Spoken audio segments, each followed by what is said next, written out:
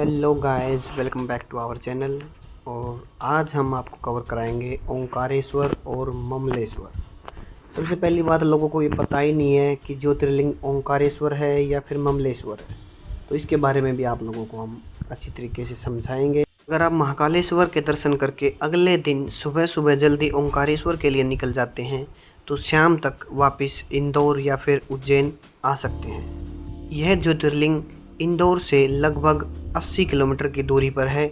नज़दीकी railway station Indore city लगता है। महाकालेश्वर से ओंकारेश्वर के लिए हर रोज़ बस व कैब जाती हैं। बस का किराया 400-500 रुपये होता है और कैब से लगभग 3-3.5 हज़ार रुपये लगते हैं। अच्छा, खुल की तेरी नींद? और क्या भाई गाड़ी में सोती आने लग रही है। नहीं, मैं नहीं सोई, ये दोनों सो रहे हैं, माँ बेटा बापू बेटी जाके हैं। डिग्गी उसमें बीच में नहीं होगा यो बैग। हाँ यो भाई, यहाँ होटल है, यहाँ रुक लिए अब हम। ये होटल का व्यू और ये मैडम का व्यू।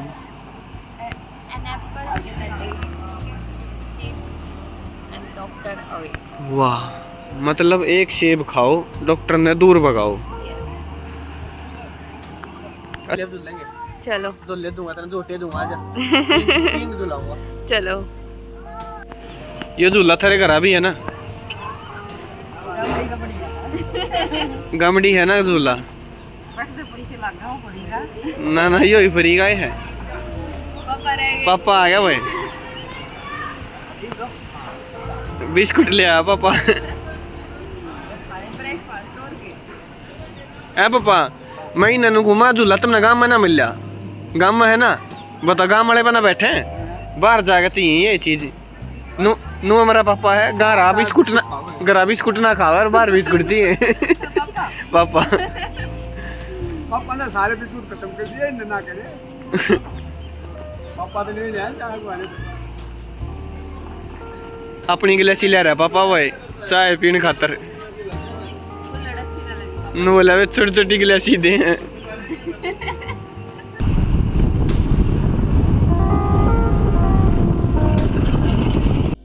यहाँ पर मेन 2 मंदिर हैं, एक ओंकारेश्वर और एक ममलेश्वर। ऐसा माना जाता है कि जो ममलेश्वर है वो ज्योतिर्लिंग है, शिव के जो 12 ज्योतिर्लिंग हैं, जहाँ जहाँ शिव जी ने धरती लोक पर दर्शन दिए थे, उनमें से चौथे नंबर पर आता है ममलेश्वर ज्योतिर्लिंग। दोनों का रास्ता एक ही है। ओंकारेश्वर के लिए आप सीधे चलकर दाहिने यानी कि राइट की तरफ जाना है और ममलेश्वर के लिए आप सीधे निकल जाना है। दोनों नज़दीक हैं। अभी हम पहले आपको ममलेश्वर ज्योतिर्लिंग लेके चलेंगे, उसके बाद ओंकारेश्वर आएंगे। अब आपको मैं बता रहा हूँ कि इनमें फ़र्क क्या है। ममलेश्वर जो है वो प्योर ज्योतिर्लिंग है। ज्योतिर्लिंग मतलब शिव से है, यानी कि शिव ही ज्योतिर्लिंग है। और ओंकारेश्वर एक जगह का नाम है।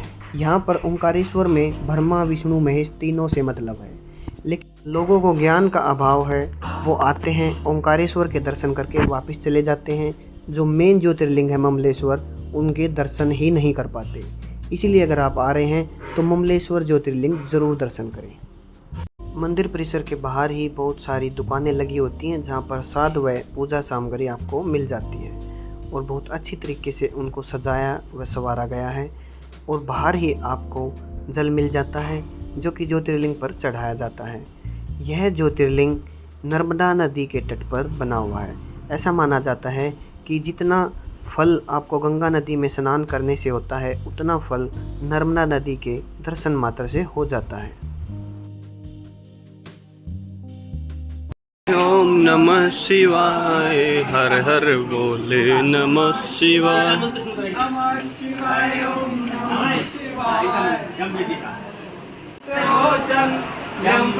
ओंकारेश्वर मंदिर दर्शन के लिए आपको वीआईपी सुविधा भी दी जाती है, लेकिन ममलेश्वर में वीआईपी सुविधा नहीं है। यहाँ एक ही रास्ता है, उसमें से ही सभी भक्त आते हैं। ऐसा माना जाता है कि महाराजा मंधाता ने शिव की कठोर तपस्या की थी। उनकी तपस्या से प्रसन्न होकर भगवान शिव ने उनको यहीं पर दर्शन दिए थे। ऐसा भी माना जाता है कि उन्हीं के नाम पर मांधाता पर्वत का नाम यहाँ पर पड़ा। ओंकारेश्वर मंदिर ओमाकार के पर्वत पर स्थित है।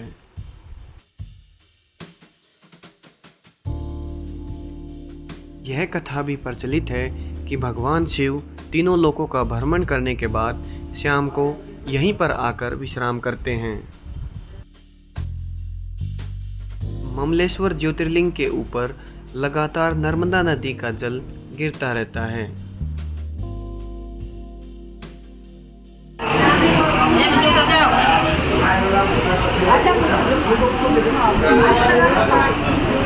चलो भैया मोबाइल नहीं चलाना है।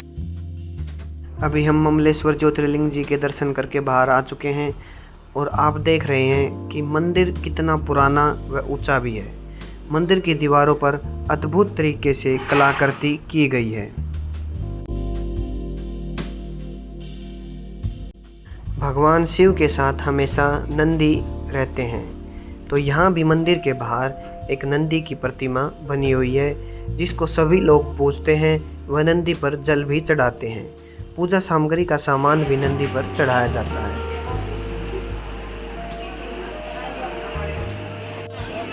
ये भाई जब ममेश्वर मंदिर से ओंकारेश्वर मंदिर की तरफ जाते हैं ना, तो अब ये दो रास्ते बनते हैं, एक बोट के थ्रू और एक ऊपर पुल है। मैं पुल दिखा रहा हूँ आप लोगों को। ये देखो, ये दिख रहा होगा ना, मेरी उंगली जहाँ दिख रही है पुल।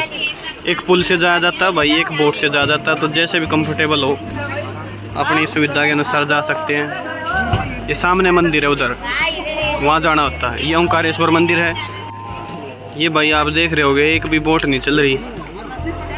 रेनी सीजन की वजह से बोट नहीं चलाते, पानी ज़्यादा आ जाता है ना एक बार में ही, तो इस वजह से रेनी सीजन में बोट आराम से खड़ी है। तो हमें पुल से ही जाना पड़ेगा, वरना इरादा बोट का था, इसलिए बोट के पास आए थे। यहाँ नर्मदा नदी में लोग स्नान कर रहे हैं। बहुत ही पवित्र नदी मानी जाती है नर्मदा नदी। ओंकारेश्वर में यह नदी दो भागों में बट जाती है। सीढ़ियों से ऊपर की तरफ आ रहे हैं, बिल्कुल खड़ी चढ़ाई है भाई, तो ज़्यादा सा एफर्ट लग रहा है, लेकिन जय महाकाल जय महाकाल। ओंकारेश्वर के रास्ते की पहचान मुख्य रूप से झूलते हुए पुल की है। इस झूलते हुए पुल से होकर गुजरना पड़ता है, तभी आप ओंकारेश्वर मंदिर जाकर पहुंच जाते हैं। आपको जब भी अपने जीवन में समय मिले घूमने निकल जाया करो भाई, क्योंकि ज़िंदगी बहुत छोटी है और दुनिया बहुत बड़ी है। अगर आप घूमने निकलोगे तभी थोड़ी बहुत कवर हो पाएगी। यानी वो कहावत है ना कि भाई मज़े घने लेने हैं और ज़िंदगी थोड़ी है, तो बाज बाज का पूरे करने पड़ेंगे। तो जब भी समय मिले अपने परिवार को लेकर घूमने निकला। अभी हम ओंकारेश्वर मंदिर की तरफ जाते जा रहे हैं। रास्ता थोड़ा सा ऐसा है जैसे वैष्णो देवी मंदिर जाते हैं, वहाँ भी ऐसा ही है। एक तरफ पहाड़ है, दूसरी तरफ खाई दिखती है, लेकिन यहाँ खाई की जगह है, नर्मदा नदी और पहाड़ दिख रहे हैं। मंदिर आने से पहले मंदिर परिसर में आपको पूजा का सामान व प्रसाद मिल जाएगा। ओंकारेश्वर ज्योतिर्लिंग ऐसा मंदिर है जहाँ पर गुप्त आरती होती है, यानी कि आरती के समय सिर्फ पुजारी ही रहते हैं, बाहर का कोई भी व्यक्ति अंदर प्रवेश नहीं करता।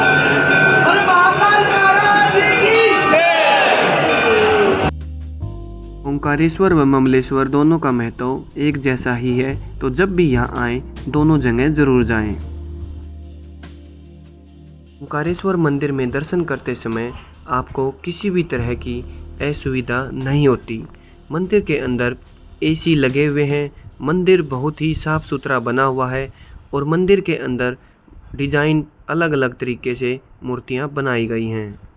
सब कुछ कर सके। इस वीडियो से पहले हम 3 भाग उज्जैन के बना चुके हैं, जहां हमने मंगलनाथ मंदिर, महाकालेश्वर मंदिर, काल भैरव मंदिर व अन्य छोटे मंदिरों को कवर किया है। उसको आप ज़रूर देखें। और तब तक के लिए भाई अपना हंसते रहिए, खेलते रहिए, मुस्कुराते रहिए। Love you all.